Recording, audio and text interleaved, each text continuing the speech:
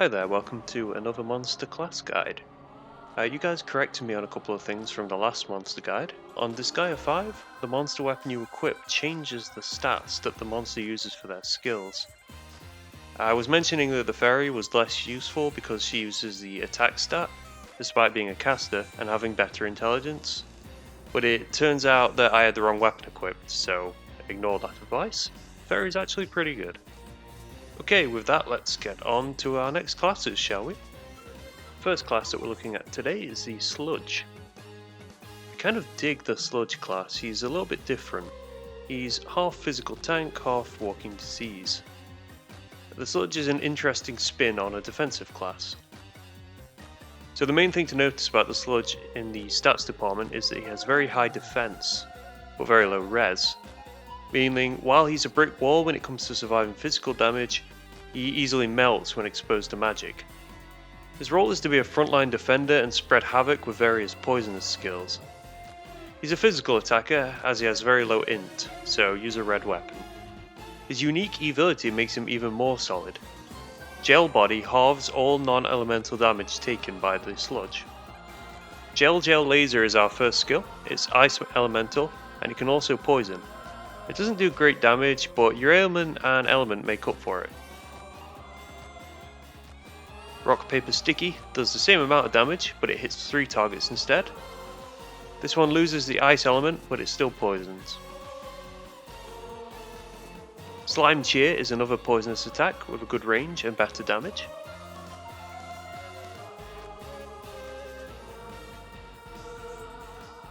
And Cell Division hits all targets around the Sludge. It still poisons, and it does even better damage than Slime Cheer. So this is good for damaging attackers as you tank their hits.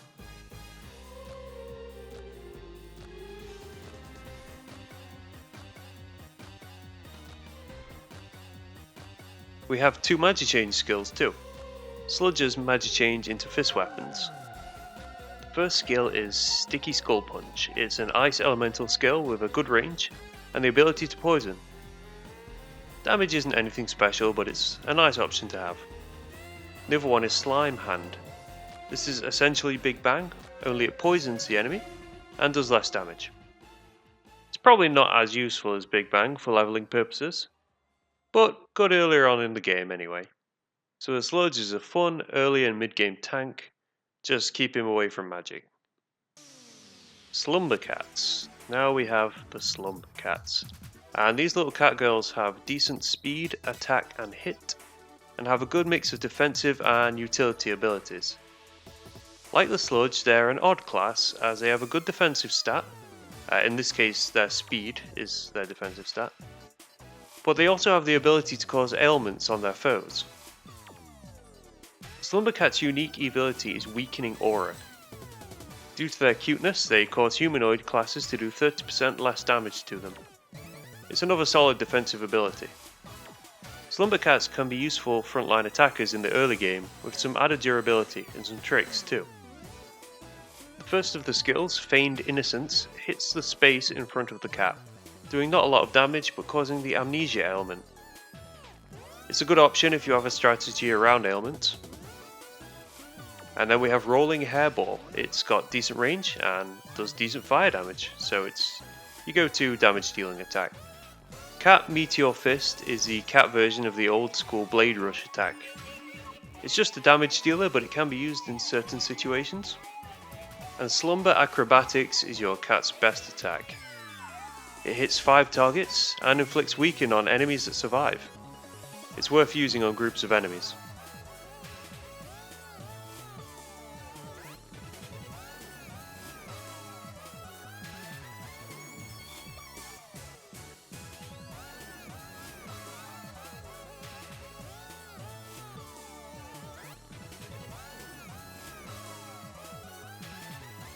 So now let's look at the Magi Change skills. Slumber Cat's Magi Change into bows. And Giant Meow Swing does decent damage to one target around the wielder. Now there are better skills available, although both skills don't do tons of damage anyway, so it does have its uses. Booming Meow Kick does a decent amount of damage in a 3x3 pattern, and has the fire ailment. It's your go-to leveling skill as usual. Any 3x3 attack is good for leveling. Slumber Cats can dual Magichange with a rabbit too, so they can use Giant Carrot Swing. This is a buffed version of the Giant Meow Swing with a rabbit theme. So if you're looking for a durable, speedy damage dealer with some weird quirks, Slumber Cats are for you. And now we have the Winged Warrior class, and I will be calling these Mothmen because I think that sounds better. Mothmen are actually useful for a variety of jobs. They have a good amount of movement points as well as the flight ability, making them excellent item world explorers. They also have an okay attack and int and a good speed, so they can be used as backup attackers.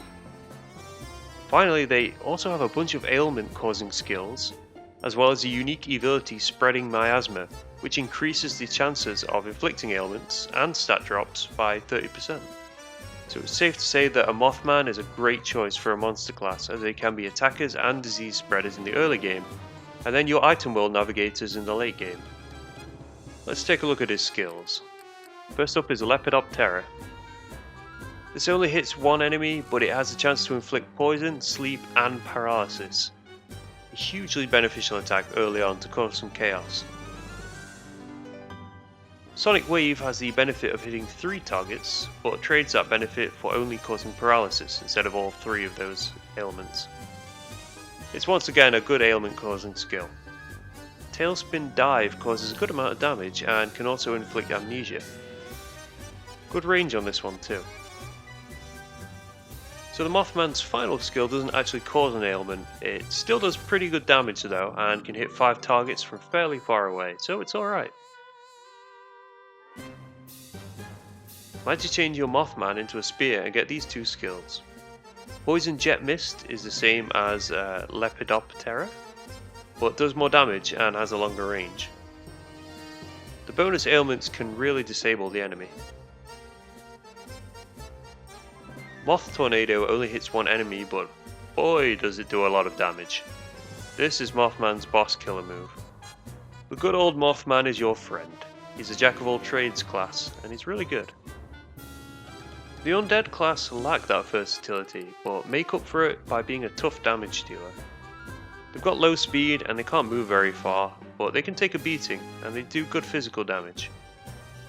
Their unique ability, Predation, heals them by 10% of the damage they cause, and this is made more useful by their larger than average health pool. Use them in the right way and they can be a good frontline attacker or at least a good distraction. Rotten Headbutt has poor range, but it can inflict poison. Luckily the Undead have better range skills to come. Zombie Tornado hits the 4 adjacent spaces next to the Undead. This doesn't do a great deal of damage, but at least it hits enemies who are surrounding you, as you're probably going to be tanking with this class. Ultra Zombeam does a bit more damage, has a bit more of a range, and hits 5 targets. Resident Undead has a stupidly good range. It only hits 1 target, but it also deals decent damage as well as inflicting poison. You can target this anywhere in a 5 space circumference around your Undead, giving it a huge usability.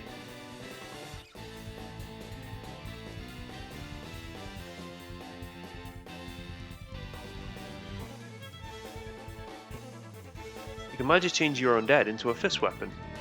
Your first Magichange skill is Zombie Critical. This is another poison causing skill that hits all 4 spaces in a line in front of you. Can't really say anything bad about this one, it has okay damage and the poison can make it worth your while. We also have Comedy Impact. This is once again your leveling 3x3 skill. This one inflicts the weaken ailment. It isn't the strongest, but its damage isn't terrible either.